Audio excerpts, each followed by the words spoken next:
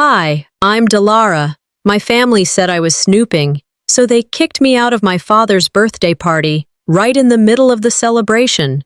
No warning, no goodbye. But what they didn't expect was what I found behind his bookshelf.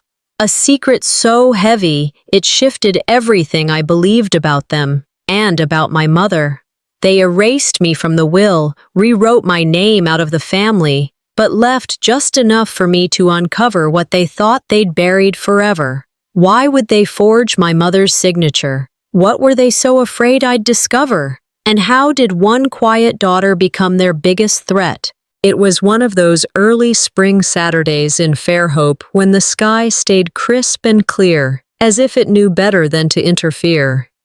I arrived at my father's house a few hours before the guests, arms full of paper lanterns and grocery bags, the kind of errands that used to be shared evenly when Mom was still alive. Now, Callista assigned and I obeyed. Just put the white roses in the foyer, not the table. They clash with the burgundy napkins, she said without looking up from her phone. Her voice clipped, precise, like she'd been rehearsing this role for weeks. I placed the roses down gently, suppressing the urge to ask who exactly was clashing with what. The house still smelled faintly of lemon cleaner and old wood, but it didn't feel like home anymore. Not since Mom passed, not since Callista took over every event like a press conference. I kept my thoughts to myself, setting the table, straightening forks with the quiet commitment of someone used to being overlooked. I caught a glimpse of myself in the hallway mirror, same blouse I wore to Mom's funeral. Maybe that's why the air felt heavy. Guests started arriving around 3.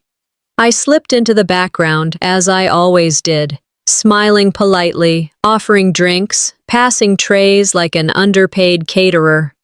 When the extended family filtered in, I found myself seated at the folding table near the patio doors. A secondary table, as Callista had called it with a smirk. "You always said you liked your quiet corners," she said loudly enough for others to hear, her tone sweetened with passive aggression. A few guests chuckled, assuming it was just sibling teasing. I smiled, but it didn't reach my eyes. One of our cousins leaned in. "So, you're just helping out today. That's so nice of you." I didn't correct her. Not because I agreed, but because I'd grown tired of explaining myself to people who already had me figured out. I excused myself under the pretense of needing more cocktail napkins. My feet carried me down the hall, not to the pantry, but toward the study, Dad's favorite retreat.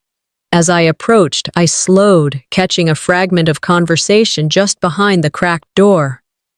"She won't know where to look," Callista's voice hissed. Dad's response was quieter, almost dismissive. "Then let's just keep it where it is." A chill spread through my stomach. The same kind of chill I felt the night Mom told me, during one of her lucid moments, "Don't let them rearrange the study after I'm gone." I backed away slowly, heart pounding against my ribs. Maybe it was nothing, or maybe it was the something I had ignored for too long.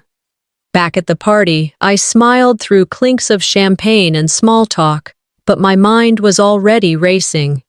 I waited until people were distracted by the cake presentation and slipped back into the hallway. I opened the study door. The scent hit me first, aged paper and cigar smoke.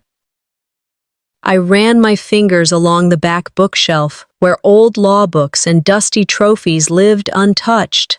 Then I saw it, a barely visible line in the wall paneling behind the bookcase. Subtle, but too precise to be a design flaw. My fingers brushed it, but I didn't press. Not yet. I closed the door carefully, retreating into the noise of celebration. My body moved on autopilot as I poured more sweet tea and fetched another round of forks.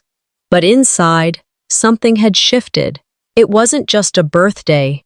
It was a performance. And something behind that shelf might just be the script they never wanted me to read. I was near the kitchen when I heard Callista again, her voice cutting clean across the room. Delara, where were you? Guests noticed you snooping. Honestly? Grow up. A few heads turned. Someone laughed awkwardly. My face burned, not from guilt, but from the sting of being publicly called out in a house that used to wrap around me like a sweater. I smiled, tight and practiced. Just looking for napkins, I said. But my voice gave me away. As I turned to disappear into the blur of bodies and polite clinks of glasses, I thought to myself, this house used to feel like home. Until that moment, I didn't realize I'd already been erased from it. I didn't know it would rain that night, not until I was already outside with the door shut behind me. The moment after Callista called me out in front of everyone felt like stepping off a ledge I didn't realize I was standing on. I thought maybe someone, anyone, would pull me aside, ask if I was okay. Warren didn't even glance up. He stood by the fireplace, sipping bourbon like nothing had happened, as if I hadn't just been accused of spying in a house I once helped clean when Mom was too tired to move. You've always had a problem with boundaries, Callista had said, quieter this time, pulling me aside into the hall as people refilled drinks and laughed like nothing cracked beneath the surface. Her smile never slipped. You make people uncomfortable, Delara. You always have. I opened my mouth, not sure if I wanted to defend myself or ask what that was supposed to mean. But she cut me off with a raised eyebrow and a hushed, "If you care about Dad, you'll go." I turned to Warren, expecting something, a hesitation, a flicker of doubt. But he just nodded, curt, deliberate. "You need to leave now," he said, like I was a delivery mistake that had gone on too long. So I did. I stepped outside, no coat, no umbrella. The sky had turned mean while we were inside, pretending to celebrate a life none of us respected the same way. The kind of rain that doesn't warn you, it just falls, steady and heavy, soaking you before you can even register what it's doing. By the time I made it down the driveway, I was drenched. My phone buzzed twice in my pocket before dying, probably a weather alert, or a message from no one. I stood there for a moment, at the edge of the street, trying to decide whether to call a rideshare or just walk the 3 miles home. I ended up walking. The wet sound of my shoes slapping against the pavement was the only rhythm left that night. When I finally made it back to my tiny rental, I peeled off the soaked clothes and tossed them into the hamper. I didn't cry, not because I wasn't hurt, but because there was no room left for it. There's a difference between being sad and being erased. I reached for my phone charger, then paused. Muscle memory had me checking our family group chat. It was gone. I tried searching again. Nothing. I clicked into the Home app, the one I helped Dad set up when he got paranoid about tech security. Access revoked. A red banner across the screen read, "Admin has removed you from this device." I stared at it, thumb hovering over the screen. That wasn't just about a chat thread or a digital lock. That was erasure. That was them telling me I didn't exist anymore. I sat on the edge of my bed, the kind of silence creeping in that doesn't hum, it scrapes. Then I did something I hadn't done in years. I pulled out an old journal, the one with bent corners and a cover stained from tea. I flipped to the inside cover where Mom had once scribbled, "You don't have to be the loudest voice to be heard."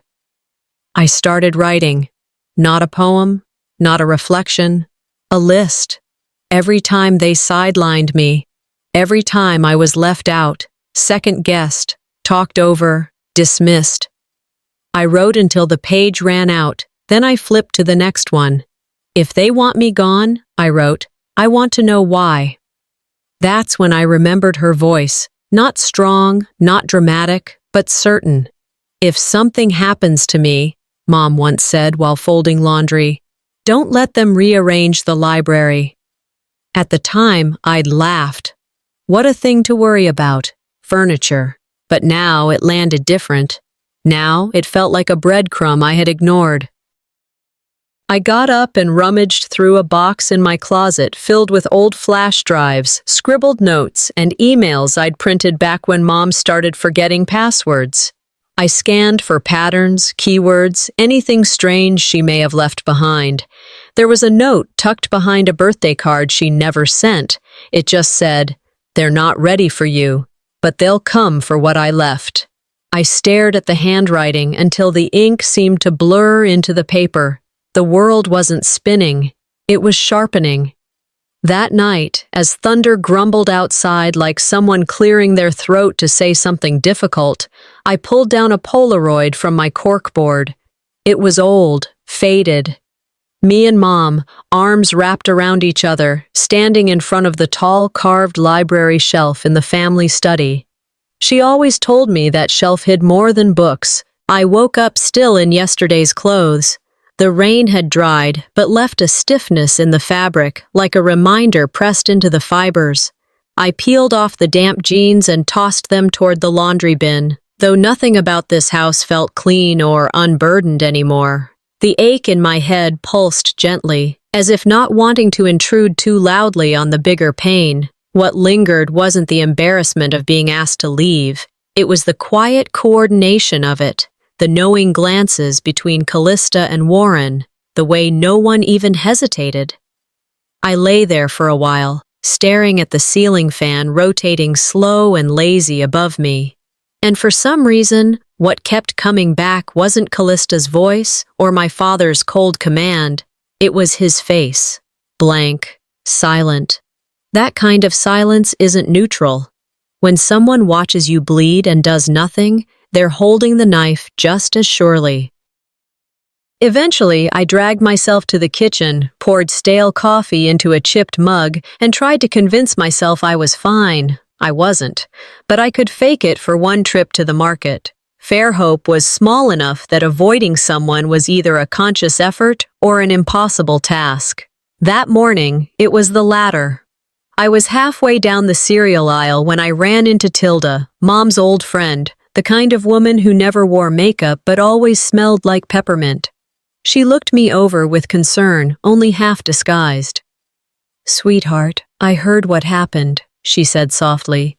"I'm sorry they did that to you." I managed a shrug, but my throat tightened. She reached into her canvas tote and pulled out a tiny glass jar of homemade fig jam, placing it in my cart without asking.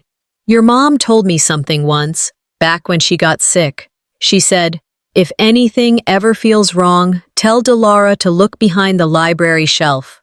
I didn't know what she meant." "But maybe you do?" My hand froze on the cart handle. Behind the shelf. It took all my strength not to ask her again, not to fall apart in aisle 3 of Piggly Wiggly. Instead, I smiled and nodded like it was just a sweet memory we were exchanging. I thanked her, paid for my groceries without even remembering what I'd picked up, and drove home on autopilot. By late afternoon, the light had changed. Softer, orange-tinged, the way it gets right before sunset. I opened the box of old calendars and letters I kept from Mom. I hadn't touched it since she passed, not because I didn't care, but because opening that box felt like admitting she was really gone. Inside were sticky notes with grocery lists, appointment reminders, and those little affirmations she used to leave in my lunch boxes even when I was in college. But deeper in the stack, I found something I'd missed before. My phone buzzed. It was Tilda again. Her text read, "I remember now. She said you'd understand it better than anyone else. She didn't trust anyone else to see it clearly." My hands were shaking. I opened a thin journal I didn't recognize right away. It had been wedged between a recipe book and her hospice folder. On the inside cover, in faded ink, were the words, "If silence becomes weaponized, truth must become fire." I stared at that sentence until it stopped being a sentence and became a pulse. Mom had never raised her voice in her life. But she knew the difference between quiet and being silenced. And maybe that's what she'd been trying to protect me from, not just a lie, but the machine that keeps a lie running smoothly. I sat on the floor, the pages spread around me like a paper map of someone else's war. But it wasn't someone else's anymore, it was mine. A quote floated into my head, something Maya Angelou had said in an interview. "There is no greater agony than bearing an untold story inside you." It stuck with me, maybe because for years I hadn't known what my story was. I'd been so busy living inside everyone else's version of me, the helper, the quiet one, the one who stayed behind. Now I was writing it. As the day gave way to night, I stood at my kitchen counter holding a flashlight in one hand, keys in the other, the kind of flashlight Mom used to keep in the drawer marked storm stuff. I hadn't touched it since the last hurricane season. I whispered out loud, she wanted me to find it, and I knew exactly where to look. I waited until I knew the house would be empty. Callista had posted earlier that she was heading to a charity board meeting, and Warren always met with his poker buddies on Thursdays at the marina. That gave me exactly 2 hours. I didn't feel like a trespasser as I pulled into the driveway. No, not exactly. I felt like someone who'd been uninvited from her own history and had finally decided to let herself back in. The ceramic owl was still in the garden, tucked behind the last hydrangea Mom had planted. I lifted it carefully, the same way I had when I was a teenager sneaking in after curfew. The key was still taped underneath. The lock turned with a soft click. I stepped inside, letting the door close quietly behind me. The house smelled the same, like lemon polish and dust that had learned to settle without being disturbed. I moved through the hallway slowly, half expecting Callista's voice to float in from around a corner. But it didn't. There was only silence, heavy and still. The study door groaned when I opened it. I hadn't been in that room since Mom's funeral. It hadn't changed. Same oak shelves, same cracked leather armchair, same decanter of scotch that never moved unless Warren was expecting company. The light filtering through the blinds carved stripes across the floor. I stepped in, closing the door gently behind me. My hands moved without hesitation this time. I scanned the back bookshelf, the one that always seemed too deep, too perfectly curated. I ran my fingers along the spines of the books until I found the one that had a little more give than the others, a copy of the Federalist Papers that Warren never actually read. I pulled it slightly, and there it was, a faint seam in the wood paneling. I pressed it, a soft click. Then the panel gave way, swinging open like a secret whispered too long. Inside, a velvet pouch and an envelope sat nestled in a shallow cubby carved into the wall. The air smelled older in there, like time had stopped moving. I reached in, my breath tight in my throat. "You really did hide it here, Mom," I whispered, as though she might still be listening. I didn't open either item there. My instinct told me this wasn't a moment to explore. It was a moment to retrieve. I closed the compartment, slid the book back into place, and left the study exactly as I found it. Back in my car, I didn't start the engine right away. I just sat there with the pouch in my lap, staring at the driveway I used to roller skate down as a kid. The house looked peaceful, but now I knew better. It took me until evening to build up the courage. I made tea, changed into comfortable clothes, and sat cross-legged on my bed with both items in front of me. I opened the velvet pouch first. Inside, a flash drive, clearly labeled in Mom's handwriting. "For Delara, if they lie." My hands shook. Then I turned to the envelope. It was thicker than I expected. A folded sheet of paper sat on top, a typed document. A will, dated 2 weeks before her passing. But as I scanned the contents, something felt wrong. The signature at the bottom looked forced, slightly blurred, like someone had traced her handwriting with too much pressure. My heart thudded. I grabbed an old thank you card Mom had sent me years ago from the same box. The way she wrote her R's, it didn't match. The angle of the L's was off. This wasn't her. And suddenly, it all snapped into place. They didn't just erase me, they rewrote her. I set the will down and stared at the flash drive. The label screamed truth, but I didn't plug it in right away. Instead, I stood, walked to my tiny desk, and retrieved a second USB. I copied the contents onto it, whatever they were, without opening the files. I didn't need to know everything just yet. I just needed to make sure it wouldn't be lost. The original flash drive went into a small, fireproof lockbox, which I took to the bank the next morning. When I handed it to the teller for deposit into my safety box, I felt lighter, not because the weight was gone, but because now it was protected. Back home, I stared at my computer screen, a blank email draft open. I had typed out a message to both Callista and Warren, just one sentence. I know what you've done. But my finger hovered over the send button. Then I deleted it. This wasn't a message. This was a stage, and I wasn't ready to give them a private show, not when what I had was meant to be seen. I picked up the flash drive again, holding it between my thumb and forefinger. No, I said softly, to no one. This deserves an audience. The third time I watched the video, I didn't cry. That surprised me. Maybe because I'd already grieved the version of my mother I was allowed to keep. What I hadn't grieved, until now, was the truth she'd never gotten to say out loud. She looked tired on the screen, her cheeks sunken, hair wrapped in the soft scarf she always wore toward the end. But her voice was steady, clear, like she'd saved her last ounces of strength just to speak this into being. "If this ever sees light," she said, "I'm gone, but if it's you watching, don't let them bury this like they did me." I paused the video, rewound, played it again. Every pause, every breath, intentional. I grabbed a notebook and wrote down each time code, every phrase that felt like a flag planted in soil I had long thought barren. Mom didn't name names. She didn't have to.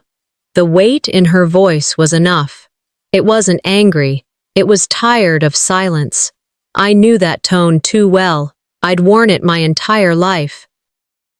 I sat there for hours, documenting everything, underlining key phrases like I was preparing a case file. Because that's what this had become, a case, not just of inheritance, but of integrity. When I opened her old journal again, tucked between the entries was another envelope I hadn't noticed before. This one was addressed in her cursive, "For Delara, only Delara." Inside was a letter, handwritten, uneven, emotional. She wrote, "You were the daughter who never asked for more, only gave. They resented that you didn't need their approval, and so they rewrote you into someone who needed to be ignored." My throat tightened as I read. She had seen everything. Every slight, every omission, every time I was pushed to the side because I didn't demand the spotlight like Callista. I hadn't imagined it. She knew. She had always known. I laid the letter beside the printed will I had already copied, the fake one, the one with the too neat signature, too perfect formatting. I could feel it now, how someone had tried to make it look like her voice when it never was. And then came the memory I had buried, senior year of high school. I'd been accepted to a university up north, full scholarship. I came home with the letter, eyes bright, ready to pack my life into a future I hadn't yet been taught to doubt. Callista had said, "It's not like you had a career path anyway." Warren never even looked up from the newspaper. And Mom had just started chemo. The schedule clashed with move-in week. I had told myself I chose to stay. that it was what a daughter should do. But now, reading this letter, it hit me like cold water. I hadn't been asked. I had been expected, and I'd been too loyal to say no. I pulled out a fresh folder from my drawer, labeled it in bold black ink, Originals versus Forgeries. I placed the printed will, the envelope, the letter, and the USB copy into it. Then I printed out a timeline. Everything I remembered. Every moment that had been dismissed, ignored, or manipulated. I wasn't chasing revenge. I wasn't even chasing restitution. I just wanted the truth on record. A quote I once saw in a bookstore window came back to me, one I never really understood until now. Courage is not the absence of fear, but the triumph over it. Nelson Mandela. I didn't know what would happen next, but I knew I wasn't going to flinch. By the time I stepped outside, the sun had dipped low behind the trees, casting long shadows over the street. I locked the door behind me, folder in hand, ready to take it to Harlan first thing in the morning. That's when I saw the car, parked across the street, engine running, tinted windows. But I knew it. Black sedan, always spotless. Callista's. I paused mid-step. Her window rolled down slowly, deliberately. Our eyes met. She didn't smile, didn't scowl, just stared, the kind of look that says everything without moving a muscle. It wasn't surprise. It wasn't curiosity, it was warning. Her gaze said one thing, I know what you found, and I'm not done burying it. Even the next morning, I could still feel the weight of Callista's stare. It wasn't just a look. It was a calculated pause, an unspoken demand, back off, leave it alone. But I wasn't built to obey threats dressed in silence. Not anymore. By late afternoon, I had gathered everything, copies of the forged will, Mom's real journal entries, the USB drive, and that letter addressed only to me. I didn't call ahead. I drove straight to Harlan's law office on Magnolia Avenue, a small brick building tucked between a barber shop and a quilting supply store. The place looked like it hadn't changed since the Reagan administration, and that's exactly what I needed. Someone who still believed paper meant more than polished appearances. Harlan met me in the lobby, his tie askew and sleeves already rolled. "You're Delara?" he asked, extending a hand. "Your mom, she mentioned you once. Said you were the one who paid attention. That nearly broke me." We sat in his office for over an hour. I laid everything out, piece by piece. He didn't interrupt, just nodded occasionally, his brow tightening the further I went. When I handed him the forged will, he took off his glasses, squinted, and said, "You see this smudge on the signature? Too heavy a hand. And here, this loop? That's not consistent with her older documents." I pulled out one of Mom's old thank you notes and placed it beside the forged page. "I've seen enough," Harlan said. "It's suspicious, no question." He sat back, folding his hands across his stomach. "Funny thing is," he added after a pause, "I tried reaching out to you after your mother passed. Your sister said you were out of state, unreachable." I blinked. I never left town.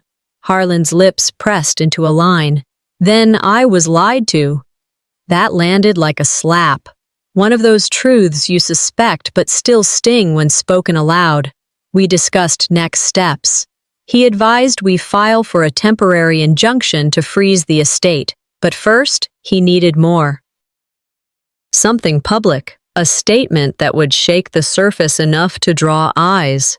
That's when I told him about the family dinner, an event Callista was hosting to honor Mom's legacy.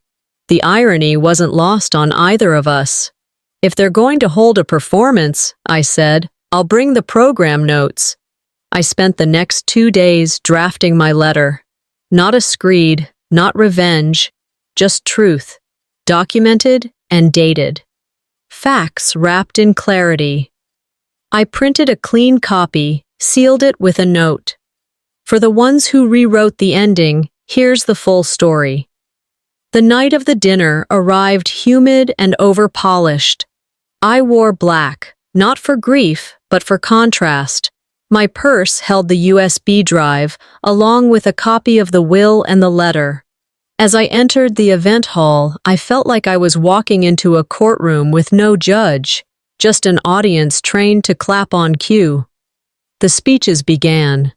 Cousins spoke in platitudes.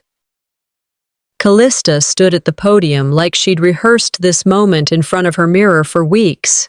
"I want to thank the family's leadership," she said, voice poised and falsely reverent, "for protecting Mom's memory and ensuring her values are upheld."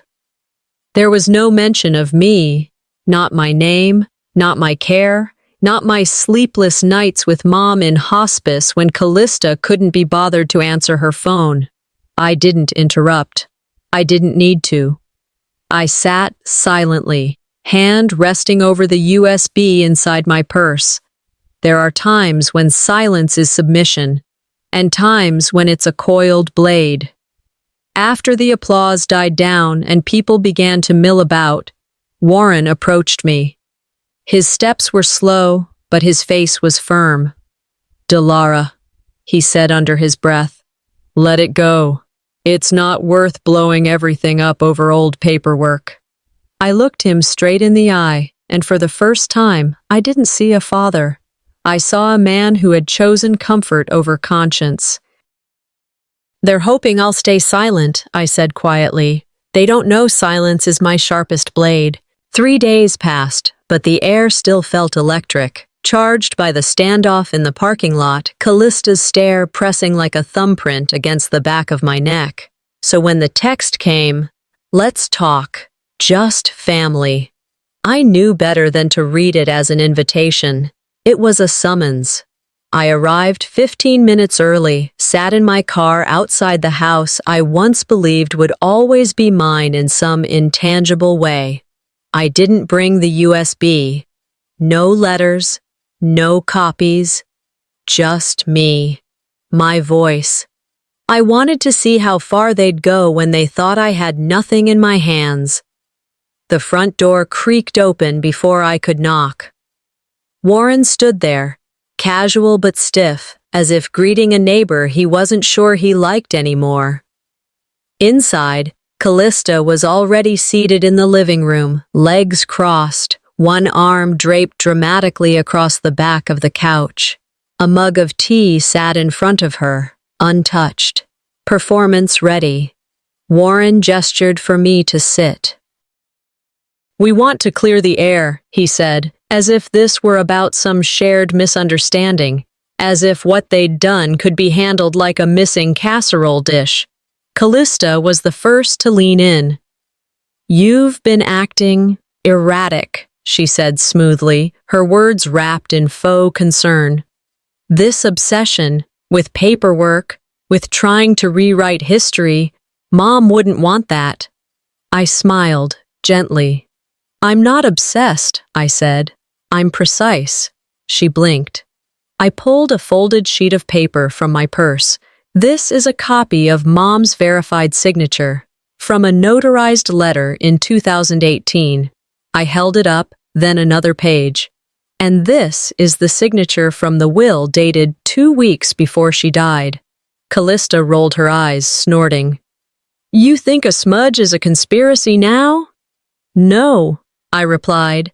"I think forgery is forgery." Warren stayed silent, the same silence that had always backed her up. It was a weapon dressed as passivity. Callista straightened in her seat. "You think you're going to sue your way into being important? Into rewriting the fact that you gave up on school, on ambition, on everything?" Her tone shifted from sweet to serrated. "You want everyone to think you sacrificed something, stayed behind out of love, but the truth is, nobody thought you'd make it out there anyway." I felt the hit, not in the stomach, but in the chest, just below the ribs, where pride and grief live. I looked at Warren, still silent. That was the moment I knew he wasn't neutral. He never had been. They weren't trying to correct me. They were trying to shame me into disappearing again. I stood up. "Thanks for the tea," I said, even though no one had offered me any. Back at home, I took a deep breath and pulled out a fresh document on my computer. At the top, I typed, "For the record." It was a list, a timeline, a map of what happened, not emotionally, but factually. Then I added a quote I'd held onto for years. "When they go low, we go high." Michelle Obama. My version of going high. I had a notary appointment the next morning. I'd never seen myself as the kind of person who stood behind a podium or made waves in courtrooms. But that day, I realized something. I didn't need to change who I was to tell the truth. I just had to stop apologizing for being the one who noticed what others tried to hide.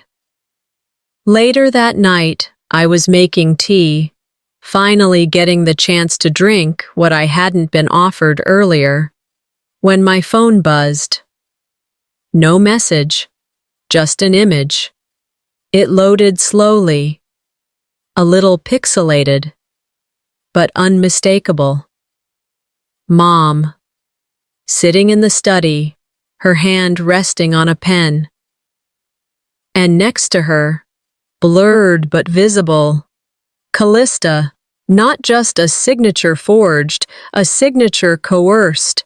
It wasn't just what they forged, it was who they did it in front of. I printed the photo before I let myself look at it too long. Grainy, low resolution, but it was unmistakable.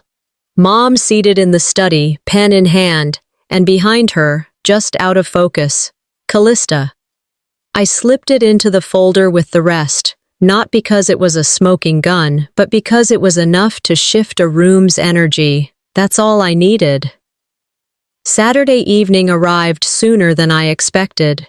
The family had booked the community hall for a memorial celebration in Mom's honor, words that sounded noble but rang hollow in my ears. I dressed carefully, not in black, not in defiance. I wore a soft gray dress Mom once said made me look like someone with important things to say. I pinned her brooch above my heart, the one Callista always thought was too plain to bother with. The hall was already half full when I arrived. Rows of chairs faced a projection screen showing fading photos of Mom with the kind of saccharine music that makes people cry even when they don't remember the person. I scanned the room. Callista stood near the front, surrounded by our cousins, arms folded like a politician awaiting applause. Warren sat off to the side, posture stiff, his eyes flicking away the moment they met mine. I found a seat near the back, the folder resting in my lap. I didn't fidget. I didn't need to. Callista took the stage first. "Tonight is not about pain," she began, her voice syrupy. "It's about celebrating a woman who lived with loyalty and love, and as her family, it's our responsibility to honor her memory by continuing that unity." I felt my jaw tighten. Unity, a word that sounded harmless until you realized how often it was used to cover up the ugliness no one wanted to face. After a few more speakers, someone announced, "Delara, would you like to say a few words?" I stood slowly. Not rushed, not hesitant, just steady. "I'd like to begin," I said, my voice clear in the sudden hush, with a quote from Lois McMaster Bujold. "The dead cannot cry out for justice. It is the duty of the living to do so." I didn't wait for a reaction. I pulled the flash drive from my bag, walked to the tech table, and handed it to the AV guy. "Play this, please. No edits." He looked at me, uncertain. I nodded once. That was enough. The screen flickered, and then, there she was, Mom, pale but resolute, her eyes locked into the lens, into us. "If you're watching this," she said, "I'm gone. But someone's tried to erase my truth, and if Delara found this, I know it's in the right hands." No one breathed. Not a word, not a cough. Just her voice, clean and sharp as wind on a cold morning. She spoke of choices she wasn't allowed to make, of conversations she was told to forget, of a will she revised after discovering plans that didn't include fairness. When the video ended, the silence remained heavy, until I stepped back to the microphone. "There's more," I said softly. I unfolded the letter and began reading. "You were the daughter who never asked for more, only gave," Mom had written. "And I knew they'd punish you for it. But you need to know, I saw it all." Callista moved in her chair, clearly preparing to interrupt. "This isn't—" "Let her finish," came a voice from the front row. Aunt Marion. Her voice was hoarse but firm. "So I did. I read every word. By the end, a cousin had tears in his eyes. A neighbor turned away, shaking her head. Someone muttered, 'I always thought something didn't feel right.' Callista stood, face blank, but the kind of blank that isn't passive. It's cracked." Warren remained seated, his hands gripping the armrests as if trying to keep himself tethered. As the room emptied slowly, I gathered my things. I didn't linger. I didn't accept praise. I didn't look for permission. But just as I reached the door, Warren appeared. "You think you've won something?" he said, voice low, tired. I met his gaze evenly. "No, I just stopped losing." By the time the sun broke through the kitchen blinds, my phone was already buzzing. I hadn't even opened my eyes yet, and I knew. The silence was over. 23 unread messages, 4 missed calls, a dozen emails, half from names I hadn't seen since high school, the other half from relatives I hadn't heard from since Mom's funeral. Some messages were short, supportive. "You did what needed to be done. Took guts. Your mom would be proud." Others, less kind. "You humiliated your family. That wasn't justice. That was theater." I didn't reply, not because I didn't care, but because the moment you start defending the truth to people who benefit from lies, you're already behind. By noon, I needed air. I drove to the corner market for something simple: bread, milk, and a moment to breathe. As I walked the aisles, people glanced, whispered. One older woman stopped me at the dairy case and patted my shoulder. "Delara," she said, eyes kind but sharp. "You did what most people wouldn't dare. That took backbone." I smiled. "Thank you." Outside, as I walked back to my car, I saw a man I recognized from my parents' church cross the street just to avoid walking near me. Truth never cleans evenly. It tears some, heals others. Back home, I sat on the floor in front of the same box of old photos I'd been combing through for weeks. I wasn't looking for evidence. I was looking for history. That's when I found it. A photo I hadn't seen before. Mom in the study, younger, her posture different, tense, almost defensive. Beside her, a man I didn't recognize. His hand was on her shoulder, too casual, too familiar. On the back, in Mom's handwriting, "Not forgiven, never forgotten." I stared at that for a long time. I called Valora.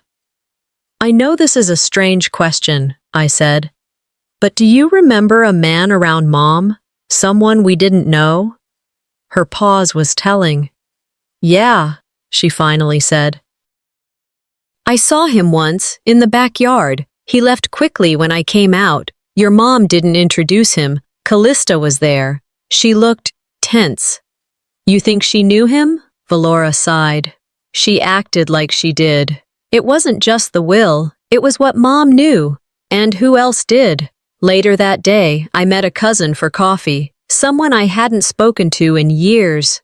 We kept the conversation polite until she leaned in and said quietly, "I saw your mom writing something once." Callista was standing right behind her. I thought it was weird how fast the whole signature thing disappeared after. You never said anything? I didn't know it mattered, and honestly, your dad intimidated me. Everyone acted like Callista was in charge. I just stayed quiet. But she wasn't staying quiet now. I took everything, photos, timelines, the USB, the new testimonies, to Harlan the next morning. We sat in his office as he flipped through each item, nodding slowly. "We have enough," he said. "It won't be a fast process, but it's something, and the court will listen, especially now. We'll be asking for a freeze on the estate? Effective immediately." I nodded, feeling the shift inside me. This wasn't about rooms or money.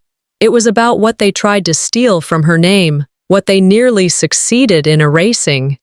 Harlan glanced up. "You good?" I smiled faintly. "I don't know if that word means anything anymore, but I'm steady." That night, I was brushing my teeth when I heard something slip under the front door. A soft thud against the tile. I walked over slowly. An envelope, plain, no stamp. I opened it. Inside, a single sheet of paper. Typed, "Back off." Or next time, it won't be just signatures we alter. The note sat on the kitchen counter like a ticking clock. I'd reread it 5 times already. Short, typed, no signature, no fingerprints, no return address. Back off. Or next time, it won't be just signatures we alter. I didn't shake. I didn't pace. Instead, I photographed it, slid the original into a plastic sleeve, then into an envelope, and taped it shut. Then I texted Harlan. 10 minutes later, he replied, "That's not just intimidation, Delara. That's witness tampering." The next morning, we met at his office.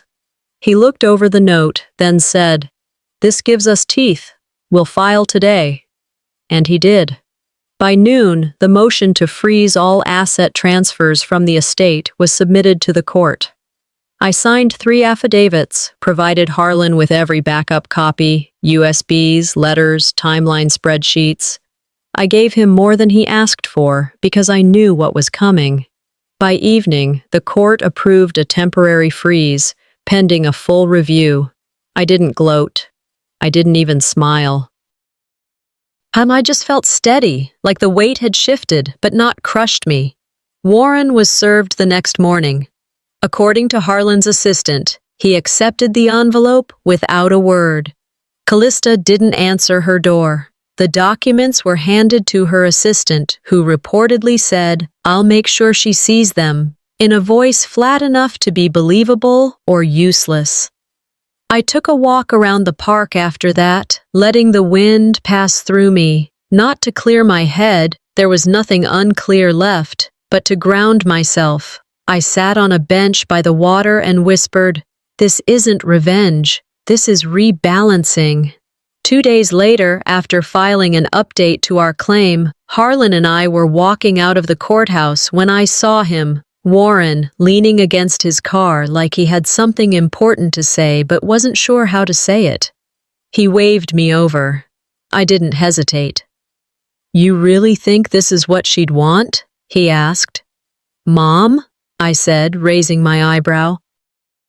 "She never thought you were strong enough for this," he added, and something about the way he said it was rehearsed, like it was meant to sting, meant to shrink me back into place.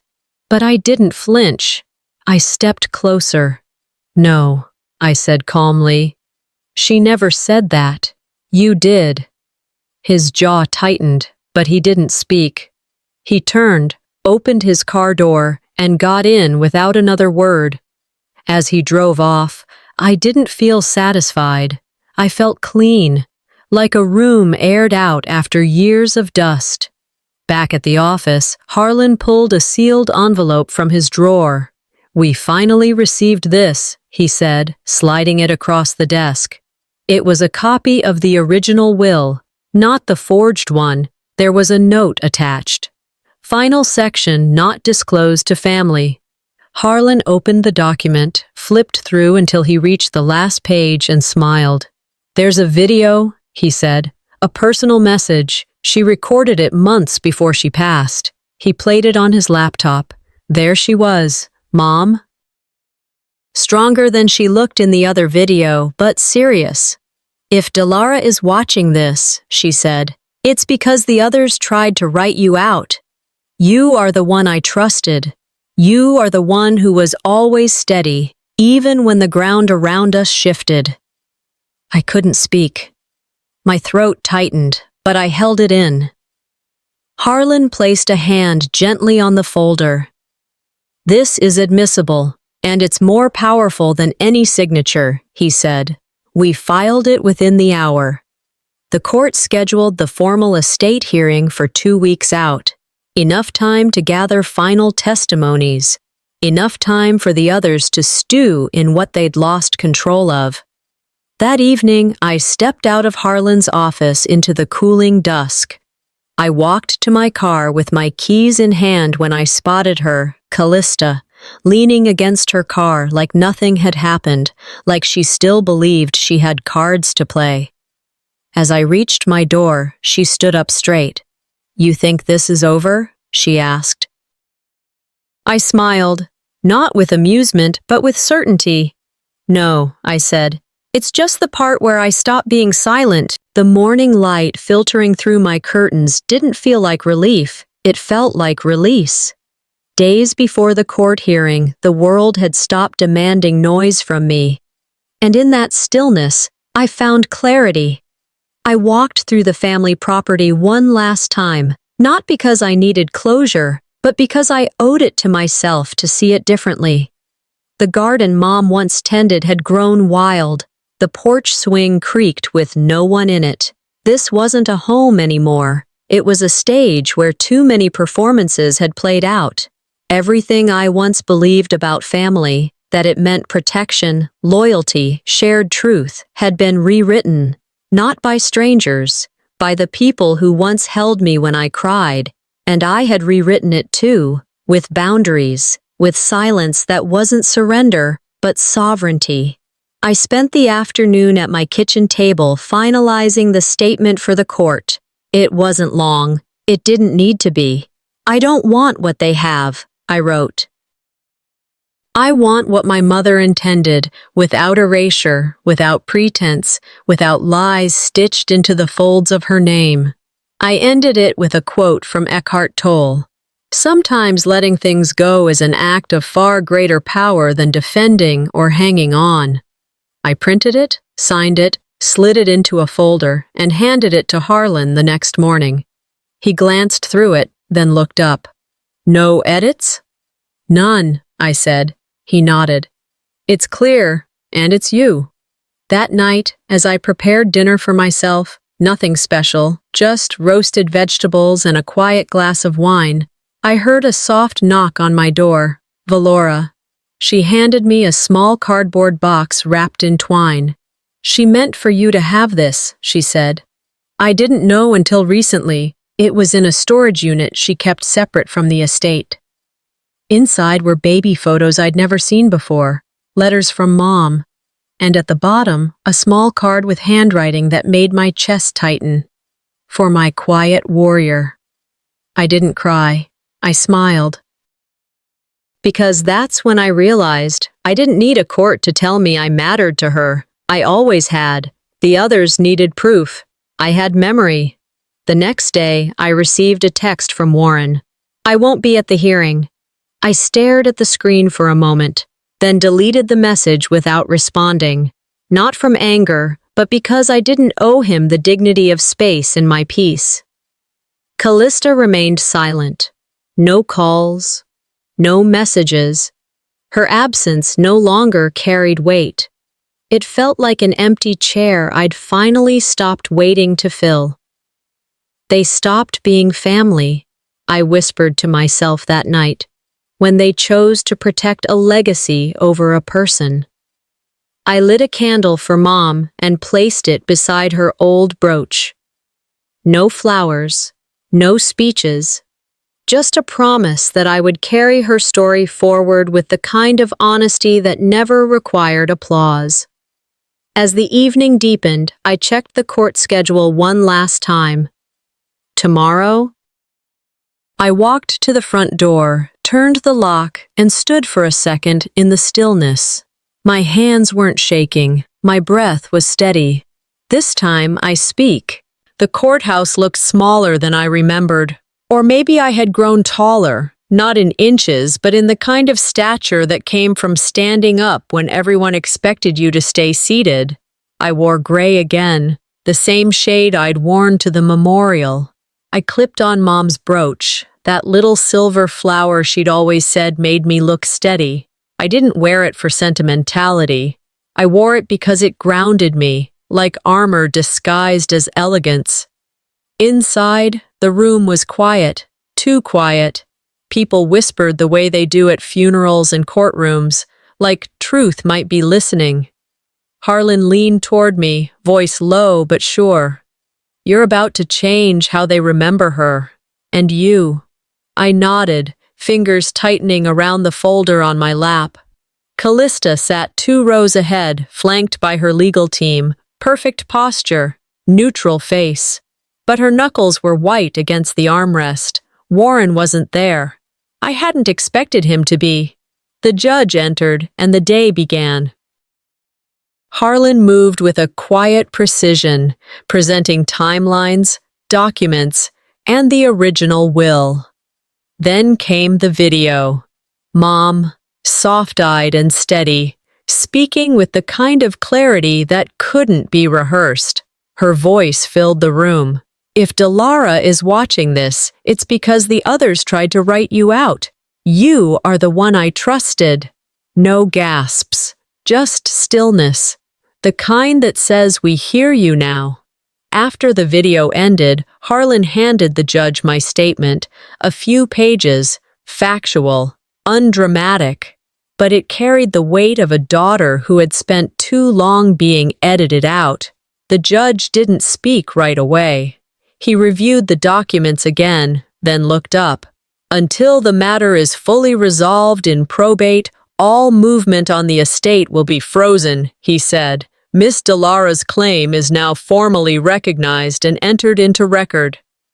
I didn't exhale until we left the courtroom. Later, as we stepped out into the bright parking lot, Reeve was waiting. "I debated showing you this," he said, handing me his phone. "But I figured you deserve it. Screenshots. Callista, years ago. Once Mom signs, it's ours. She's too tired to argue anymore. We'll take care of everything. Just leave the rest to us." Harlan read over my shoulder, jaw tight. "This moves it from civil to criminal," he muttered. By Monday, Callista was subpoenaed for a deposition. The local paper called, asking for a comment. I declined. I didn't want headlines. I wanted clarity. At home, I placed Mom's last journal on my desk and opened a blank document. The title came quickly. The Shelf That Told the Truth. I didn't know where the piece would go. Maybe a blog, maybe nothing at all. But it felt right to start. Then came the email. A local women's leadership group wanted me to speak at their spring luncheon. Topic: Resilience in the Face of Silence. I accepted. The quote I chose to open with was from Maggie Kuhn. "Speak your truth, even if your voice shakes," because mine didn't shake anymore. Weeks passed. Then, one morning, a letter appeared in my mailbox. Thick paper. My name handwritten in ink I recognized. From Warren. No apology. No explanation, just one line. "You were always hers." That's what hurt us the most. I folded it once and placed it in the same drawer where I kept her letters, not because I needed it, but because every story deserves a final chapter. And this time, I didn't need to knock. The door was mine to open.